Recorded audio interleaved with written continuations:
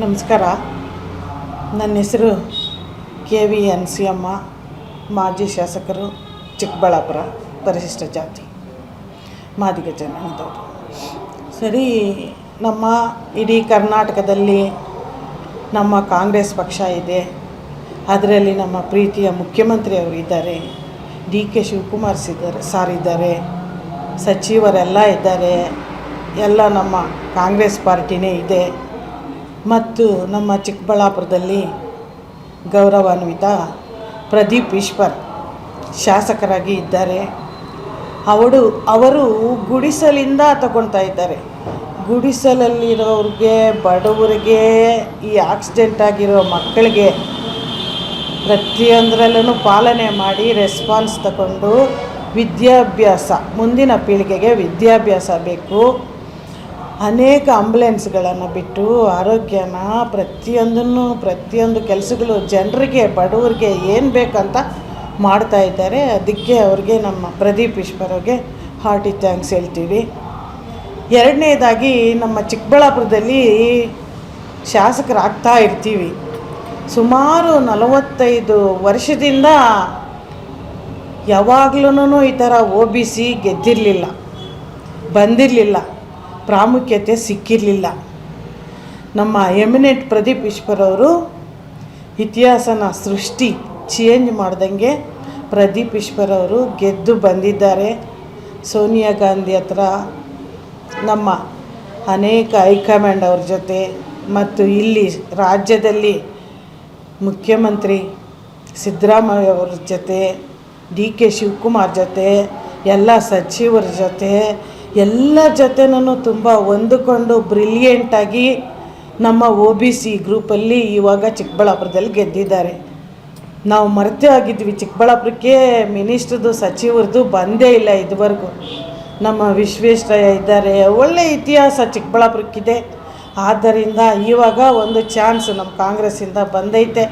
ನಮ್ಮ ಪ್ರದೀಪ್ ಈಶ್ವರ್ ಒಳ್ಳೆ ಹುಡುಗ, ಎಲ್ಲನೂ ಹೊಂದ್ಕೊಂಡು ಎಲ್ಲರಿಗೂ ಚೆನ್ನಾಗಿದ್ದಾರೆ. ಇಂಥವ್ರಿಗೆ ಇನ್ನೂ ಹೆಚ್ಚಿನ ಕೆಲಸಗಳು ಮಾಡೋಕ್ಕೋಸ್ಕರ ನೀವು ಈಗ ಮುಂಬರುವ ಸಚಿವರ ಸಂಪುಟ ವಿಸ್ತರಣೆ ಬರುತ್ತೆ.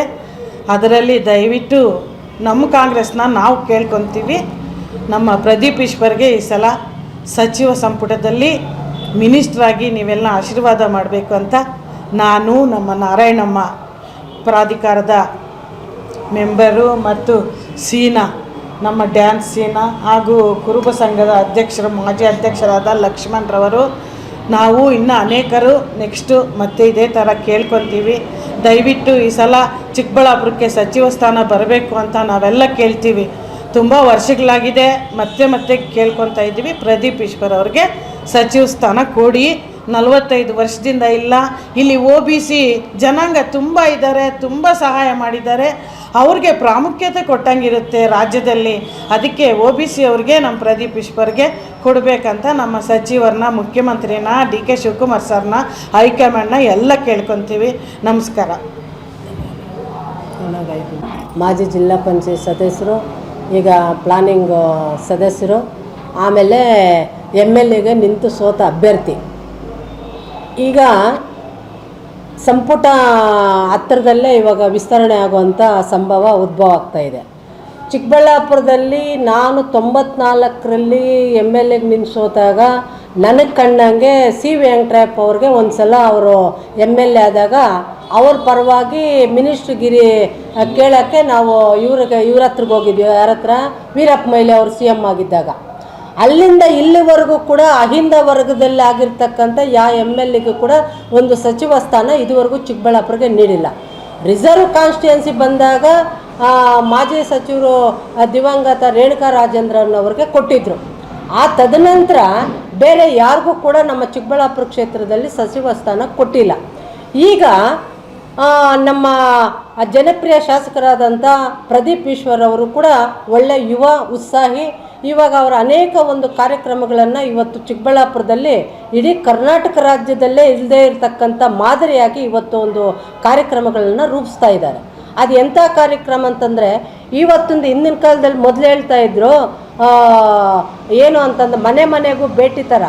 ಈಗ ಅದೇ ಒಂದು ಪುನರುಚ್ಚಾರಣೆ ಮಾಡ್ಕೊಂಡು ಇವಾಗ ಪ್ರದೀಪ್ ಈಶ್ವರ್ ಅವರು ಪ್ರತಿ 32 ಡಿಪಾರ್ಟ್ಮೆಂಟ್ ಏನಿದೆ ಇಲಾಖೆವಾರು ಎಲ್ಲರನ್ನೂ ಆಯಾ ಒಂದು ವಿಲೇಜ್ಗೆ ಕರ್ಕೊಂಡೋಗಿ ಅಲ್ಲೇ ಆ ಸ್ಥಳದಲ್ಲೇ ಯಾರಿಗೇನು ಚಿಕ್ಕ ಮಕ್ಕಳಿಂದ ಹಿಡಿದು ದೊಡ್ಡವರು ಮುದುಕಿರು ಕೂಡ ಒಬ್ಬ MLA ನೋಡಬೇಕಂತ ಒಂದು ಆಸೆ ಇದ್ದಾಗ ಅವರು ಟೌನ್ಗೆ ಬರೋಕ್ಕಾಗಲ್ಲ, ತಾನು ಹುಡ್ಕೊಂಡು ಬರೋಕ್ಕಾಗಲ್ಲ ಅಂತ ಹೇಳ್ಬಿಟ್ಟು ತಾನೇ ಒಂದು ವೋಟರ್ಸ್ ಕೊಟ್ಟಿರ್ತಕ್ಕಂಥವ್ರ ಕಡೆನೇ ಹುಡ್ಕೊಂಡೋಗಿ ಅಲ್ಲಿ ಸಾಧ್ಯವಾದಷ್ಟು ಅಲ್ಲಿ ಆಗುವಂಥ ಕೆಲಸಗಳೇನಿದ್ರು ಅಲ್ಲೇ ಪರಿಹರಿಸ್ತಾ ಇದ್ದಾರೆ.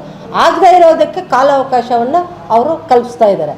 ಇದು ಪ್ರತಿಯೊಬ್ಬರಿಗೂ ಇವಾಗ ಚಿಕ್ಕಬಳ್ಳಾಪುರ ಕ್ಷೇತ್ರದ ಜನತೆಗೆ ಒಂದು ಅಚ್ಚುಮೆಚ್ಚಿನ ಒಂದು ಕಾರ್ಯಕ್ರಮ. ಇದು ನಾಳೆ ಇದು ಕರ್ನಾಟಕ ರಾಜ್ಯ ಕೂಡ ಇದು ಈ ಒಂದು ಕಾನ್ಸೆಪ್ಟು ಮಾದರಿಯಾಗಿ ಹೊರಮಬಹುದು ನಾಳೆ, ಇವತ್ತಲ್ಲ ನಾಳೆ.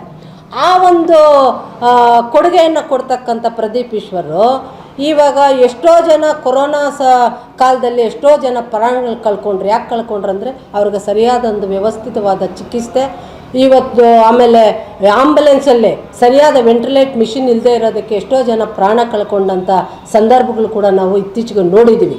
ಅಂಥದ್ರಲ್ಲಿ ಇವತ್ತು 10 ಆಂಬುಲೆನ್ಸು, ಅಮ್ಮ ಆಂಬುಲೆನ್ಸ್ ಅವ್ರ ತಾಯಿ ಒಂದು ಹೆಸರಿನ ಮೇಲೆ ಅವ್ರ ತಾಯಿ ಏನು ಅಕಾಲ ಮರಣ ಹೊಂದಿದ್ರು ಅದು ಯಾರಿಗೆ ಅದು ಬೇಕಾಗಿಲ್ಲ, ಯಾರೂ ಆ ಥರ ಪ್ರಾಣ ಕಳ್ಕೋಬಾರ್ದು ಅನ್ನೋ ಒಂದೇ ಉದ್ದೇಶದಿಂದ ಅವರು 10 ಆಂಬುಲೆನ್ಸು ಅಮ್ಮ ಅವ್ರ ಹೆಸರಲ್ಲಿ ಬಿಟ್ಟರು.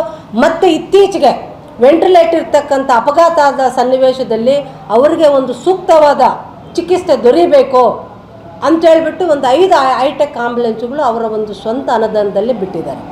ಅದ್ರ ಜೊತೆಗೆ ಶಾಲಾ ಮಕ್ಕಳಿಗೆ ವರ್ಷಕ್ಕೊಂದು ಸಲ ಎಲ್ಲ ಶಾಲಾ ಮಕ್ಕಳಿಗೂ ಕೂಡ ಬಟ್ಟೆ ವಿತರಣೆ ಅವರ ಒಂದು ಸ್ವಂತನದಲ್ಲೇ ಬಿಟ್ಟಿದ್ದಾರೆ. ಆಮೇಲೆ ಇತ್ತೀಚಿನ ಪ್ರತಿ ಹಳ್ಳಿಗೂ ಕೂಡ ಅವರು ಹೋದಾಗ, ಇಲಾಖಾವರು ಹೋದಾಗ ಪ್ರತಿ ಹಳ್ಳಿಗೂ ಕೂಡ ಮೊದಲು ನಾನು ನನಗೆ ವೋಟಿಂಗ್ ಪವರ್ ಬಂದಾಗಲಿಂದ ಯಾರೂ ಕೂಡ ಗೆದ್ದಿರ್ತಕ್ಕಂಥ ಯಾರ ರಾಜಕಾರಣಿ ಕೂಡ ಕಾಲೋನಿಗಳಿಗೆ ಹೆಜ್ಜೆ ಇಡ್ತಾ ಇರಲಿಲ್ಲ. ಯಾಕೆ ಇಡ್ತಾ ಇರಲಿಲ್ಲ ಅಂದರೆ ಅವರೊಂಥರ ಸ್ಲಮ್ಮು ಜನ, ಅವ್ರಿಗೆ ನಾಗರಿಕತೆ ಗೊತ್ತಿರಲ್ಲ. ಆ ನಾಗರಿಕತೆ ಗೊತ್ತಿಲ್ಲದೆ ಇರೋ ಕಡೆ ನಾವು ಹೋಗ್ಬಾರ್ದು ಅನ್ನೋ ಒಂದು ಉದ್ದೇಶನ ಅಥವಾ ಬೇರೆ ಏನೋ ಇರ್ತಾ ಇಲ್ಲ. ಆದರೆ ಇವರು ಅಂಬೇಡ್ಕರ ಒಂದು ಸಿದ್ಧಾಂತವನ್ನು ಪಾಲನೆ ಮಾಡಿಕೊಂಡು ಇವತ್ತು ಪ್ರತಿ ಹಳ್ಳಿಗೂ ಹೋದ ತಕ್ಷಣ ಎಲ್ಲಿ ಬಡವರು ಇರ್ತಾರೆ, ಎಲ್ಲಿ ಸ್ಲಮ್ಗಳಿರ್ತದೆ, ಎಲ್ಲಿ ಅನಾಹುತ ಇರ್ತದೆ ಅಲ್ಲಿಗೆ ಫಸ್ಟ್ ವಿಸಿಟ್ ಕೊಟ್ಟು ಅವ್ರ ಹತ್ರಲ್ಲಿ ಕೂತು ಮಾತುಕತೆಯಲ್ಲಿ ಸಮಾಲೋಚನೆ ಮಾಡ್ತಾರೆ. ಇದು ಅವರು ಫಸ್ಟನೇ ಒಂದು ಅಭಿವೃದ್ಧಿ ಅಂತಲೇ ಹೇಳಬೇಕು. ಈ ಥರ ಒಂದು ಅಭಿವೃದ್ಧಿ, ಆಮೇಲೆ ಎಜುಕೇಷನ್ಗೆ, ವಿದ್ಯಾಭ್ಯಾಸಕ್ಕೆ ಹೆಚ್ಚಿನ ಒಂದು ಪ್ರೋತ್ಸಾಹವನ್ನು ಅವರು ಕೊಡ್ತಾ ಇದ್ದಾರೆ. ಪ್ರತಿಯೊಂದು ಏನು ಇಲ್ಲಿ ಜಾತಿ ಭೇದ ಅನ್ನೋದಿಲ್ಲ, ಪಕ್ಷಿ ಭೇದ ಇಲ್ಲ, ಪ್ರತಿಯೊಬ್ಬ ವಿದ್ಯಾರ್ಥಿಗೂ ಕೂಡ ಅವ್ರದ್ದೇ ಆದಂಥ ಒಂದು ಕೊಡುಗೆ ಇವತ್ತು ವಿದ್ಯಾರ್ಥಿ ಒಂದು ಶಿಕ್ಷಣ ಕ್ಷೇತ್ರಕ್ಕೆ ಕೊಡ್ತಾ ಇದ್ದಾರೆ. ಅದ್ರ ಜೊತೆಗೆ ಆರೋಗ್ಯ ಕ್ಷೇತ್ರಕ್ಕೂ ಕೂಡ ಅವರು ಹೆಚ್ಚಿನ ಒಂದು ಕಾಳಜಿ ವಹಿಸ್ತಾ ಇರೋದ್ರಿಂದ ಈಗ ಸಂಪುಟ ಏನು ವಿಸ್ತರಣೆ ಆಗುತ್ತೆ ಆ ಒಂದು ಸಂಪುಟ ವಿಸ್ತರಣೆಯಲ್ಲಿ ಇದುವರೆಗೂ ಚಿಕ್ಕಬಳ್ಳಾಪುರಿಗೆ ರಿಸರ್ವೇಷನ್ನಲ್ಲಿ ಬಿಟ್ಟರೆ ಅಹಿಂದ ವರ್ಗದಲ್ಲಿ ಗೆದ್ದಿರ್ತಕ್ಕಂಥ ಯಾರಿಗೇ ಆಗಲಿ ರಿಸರ್ವೇಷನ್ನಲ್ಲೇ ಬಿಟ್ಟು ಯಾರಿಗೇ ಆಗಲಿ ಇದುವರೆಗೂ ಸಂಪುಟದಲ್ಲಿ ಒಂದು ಅವಕಾಶ ಮಾಡಿಲ್ಲ. ಅದರಿಂದ ಯುವ ಉತ್ಸಾಹಿ ಇಷ್ಟೆಲ್ಲ ಮಾದರಿಯಾಗಿ ಎಲ್ಲ ಒಂದು ಜನರ ಒಂದು ಕಷ್ಟ ಸುಖಕ್ಕೆ ನೆರವಾಗಿ ಎಲ್ಲರೂ ಒಂದು ಗಣನೆಗೆ ತಗೊಂಡು ಇವತ್ತು ಇವಾಗ ನಾಮಿನಿಗಳು ಪ್ರತಿಯೊಂದು ಜಾತಿ ಜನಾಂಗದವ್ರಿಗೂ ಕೂಡ ನಾಮಿನೇಷನ್ಗಳಲ್ಲಿ ಅವ್ರಿಗೆ ಅವಕಾಶ ಮಾಡಿಕೊಟ್ಟಿದ್ದಾರೆ. ಅದರಲ್ಲಿ ಎರಡನೇ ಮಾತಿಲ್ಲ, ಇನ್ನು ಮಾಡೋಂಥದ್ದು ಇದೆ. ಆಮೇಲೆ ವಿಶೇಷವಾಗಿ ಹೆಣ್ಣು ಮಕ್ಕಳಿಗೆ ಹೆಚ್ಚಿನ ಒಂದು ಪ್ರೋತ್ಸಾಹವನ್ನು ಕೊಡ್ತಾ ಇದ್ದಾರೆ. ಇವತ್ತು ಪ್ರತಿ ಮೀಟಿಂಗಲ್ಲೂ ಇವತ್ತು 10-20 ಜನ ಹೆಣ್ಮಕ್ಳು ಇವತ್ತು ಆಚೆ ಬರ್ತಾ ಇದ್ದಾರೆ ಅಂತಂದರೆ ಅವರ ಒಂದು ತೋರಿಸಿರ್ತಕ್ಕಂಥ ಒಂದು ಕೊಡುಗೆ. ಅದರಿಂದ ಅವರಿಗೆ ಹೆಚ್ಚಿನ ಒಂದು ಸೇವೆಗೆ ಇನ್ನೂ ಅವಕಾಶ ಮಾಡಿಕೊಡ್ಬೇಕಂತ ಹೇಳ್ಬಿಟ್ಟು ನಾವು ಹೈಕಮಾಂಡಲ್ಲಿ ಒತ್ತಡ ಹೇಳ್ತಾ ಇದ್ದೀವಿ.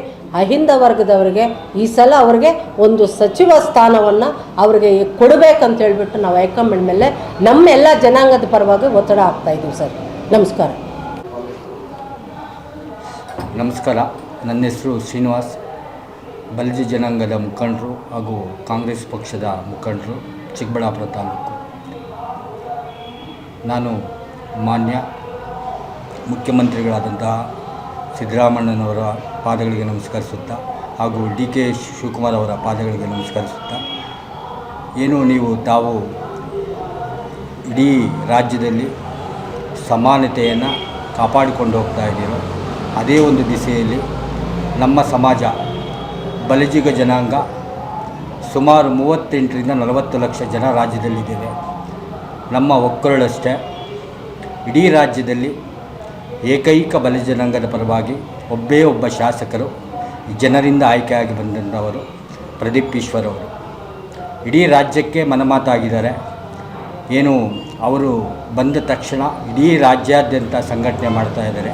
ಇಡೀ ಜನಾಂಗ ಇವತ್ತು ಕಾಂಗ್ರೆಸ್ ಪರವಾಗಿ ಬರ್ತಾ ಇದೆ ಅವರ ಮುಖೇನ. ಆ ದಿಸೆಯಲ್ಲಿ ಇಡೀ ರಾಜ್ಯದ ಎಲ್ಲರ ಕೂಗೊಂದೆ ನಮ್ಮ ಜನಾಂಗದ ಪರವಾಗಿ ನಾನು ನಿಮ್ಮಲ್ಲಿ ಕೇಳ್ಕೊಳೋದಿಷ್ಟೇ, ಏಕೈಕ ಶಾಸಕರಿರೋದು ನಮ್ಮ ಜನಾಂಗದಲ್ಲಿ ಜನರಿಂದ ಆಯ್ಕೆಯಾಗಿ ಬಂದಂಥವರು. ಸುಮಾರು 40 ವರ್ಷಗಳಾಗಿತ್ತು. ಸಿ ವಿ ವೆಂಕಟರಾಯಪ್ಪನವರ ತದನಂತರ ಕ್ಷೇತ್ರದಲ್ಲಿ ನಮ್ಮ ಜನಾಂಗದಲ್ಲಿ ಮಾನ್ಯ ಪ್ರದೀಪ್ ಈಶ್ವರ್ ಅವರು ಚಿಕ್ಕಬಳ್ಳಾಪುರದಲ್ಲಿ ಶಾಸಕರಾಗಿರೋದು. ಹಾಗೆ ಏನಿವತ್ತು ನಮ್ಮ ಸಮಾಜ ತುಳಿತಕ್ಕೆ ಒಳಪಟ್ಟಿದೆ. ಇಷ್ಟು ಲಕ್ಷ ಜನ ಇದ್ರೂ ಮೇಲ್ಪಂಥಿಯವರಿಂದ. ಹಾಗೆ ಇಡೀ ರಾಜ್ಯದಲ್ಲಿ ಸಂಘಟನೆಯ ಅಧಿಕಾರರು, ಮೋಟಿವೇಶನ್ ಅಧಿಕಾರರು ಇವತ್ತು ತನ್ನದೇ ಆದಂಥ ಒಂದು ಛಾಪಿನಲ್ಲಿ ಇಡೀ ರಾಜ್ಯ ದಕ್ಷಿಣ ಭಾರತದಲ್ಲೇ ಒಂದು ಹೆಸರುವಾಸಿಯನ್ನು ಮಾಡಿದಂಥ ಮಾನ್ಯ ಶಾಸಕರು ಏನಿವತ್ತು ತೆಲಂಗಾಣ ಆಗಿರ್ಬೋದು, ಆಂಧ್ರ ಆಗಿರ್ಬೋದು, ಮಹಾರಾಷ್ಟ್ರ ಆಗಿರ್ಬೋದು, ಎಲ್ಲೇ ಒಂದು ಚುನಾವಣೆ ಆದ್ರೂ ಏನು ಒಂದು ಮೋಟಿವೇಶನ್ ಸ್ಪೀಕರಾಗಿ ಕಳಿಸ್ಕೊಡ್ತಾ ಇದ್ದಾರೆ. ಆ ಒಂದು ದಿಸೆಯಲ್ಲಿ ಇಡೀ ಜನಾಂಗ ನಿಮ್ಮ ಜೊತೆಯಲ್ಲಿ ನಾವಿರ್ತೇವೆ. ನಮ್ಮ ಜನಾಂಗಕ್ಕೆ ಒಂದು ಅವಕಾಶ ಮಾಡಿಕೊಡಿ. ಮುಂದೆ ಒಂದು ಸಂಪುಟ ವಿಸ್ತರಣೆಯಲ್ಲಿ ಪ್ರದೀಪ್ ಈಶ್ವರ್ ಅವರಿಗೆ ಒಂದು ಅವಕಾಶ ಮಾಡಿಕೊಡಿ. ಎಲ್ಲ ಸಮಾಜವನ್ನು ಸಮಾನತೆಯಲ್ಲಿ ಇಟ್ಕೊಂಡು ಹೋಗ್ತಾ ಇದ್ದಾರೆ. ಯಾವುದೇ ಜನಾಂಗಕ್ಕೆ ತೊಂದರೆ ಆಗ್ತಾಯಿಲ್ಲ. ಆ ಒಂದು ದಿಸೆಯಲ್ಲಿ ನಾನು ನಿಮ್ಮಲ್ಲಿ ಕೇಳ್ಕೊಳೋದಿಷ್ಟೇ, ಒಂದು ಸಚಿವ ಸಂಪುಟದಲ್ಲಿ ಆತನಿಗೊಂದು ಸಚಿವ ಸ್ಥಾನ ಕೊಟ್ಟರೆ ನಮ್ಮೆಲ್ಲ ಜನಾಂಗನೂ ನಿಮಗೆ ಋಣಿಯಾಗಿರ್ತೇವೆ. ಒಂದು ಅವಕಾಶ ಮಾಡಿಕೊಡಿ.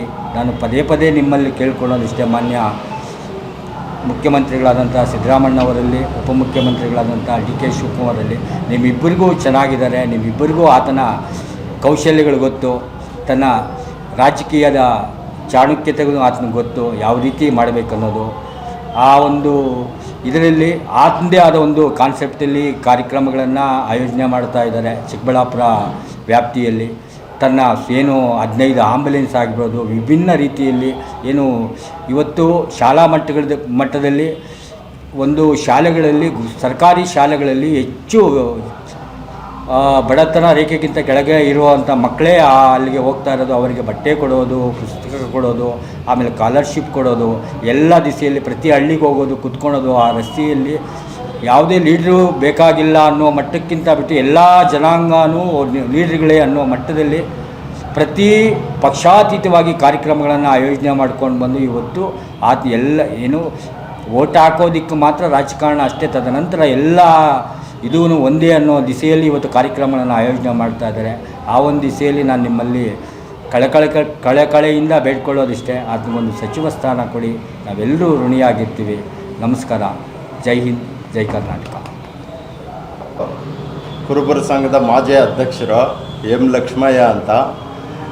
ನಮ್ಮ ಸಿದ್ದರಾಮಯ್ಯನವ್ರಿಗೆ ಪಾದಾರವಿಂದಗಳಿಗೆ ನಮಸ್ಕರಿಸುತ್ತಾ, ಡಿ ಕೆ ಶಿವಕುಮಾರ್ ಪಾದಾರವಿಂದಗಳಿಗೆ ನಮಸ್ಕರಿಸುತ್ತಾ, ನಮ್ಮ ಯುವಕ ಪ್ರದೀಪ್ ಈಶ್ವರ್ MLA ಅವರು ಇಡೀ 224 ಕ್ಷೇತ್ರಗಳ ಪೈಕಿನೂ 20 ದಿನದಲ್ಲಿ ಬಂದು ಗೆದ್ದು ಚಾಣಕ್ಯ ತೋರಿಸ್ದ. ಅಂಥವ್ರಿಗೆ ಇವತ್ತು ನಾವು ನಮ್ಮ ಸಿದ್ದರಾಮಯ್ಯನಿಗೆ, ನಮ್ಮ ಡಿ ಕೆ ಶಿವಕುಮಾರ್ಗೆ, ಪಕ್ಷಕ್ಕೆ ಎಲ್ಲ ಸೇರಿ ನಮಸ್ಕರಿಸುತ್ತಾ ಒಂದು ಸಚಿವ ಸ್ಥಾನ ಕೊಡಬೇಕು ಅಂತ ಹೇಳ್ಬಿಟ್ಟು ಏನೋ ಸಿದ್ದರಾಮಯ್ಯನವ್ರಿಗೆ ನಮಸ್ಕರಿಸುತ್ತಾ ನಾನು ಮಾತು ಮುಗಿಸ್ತೀನಿ.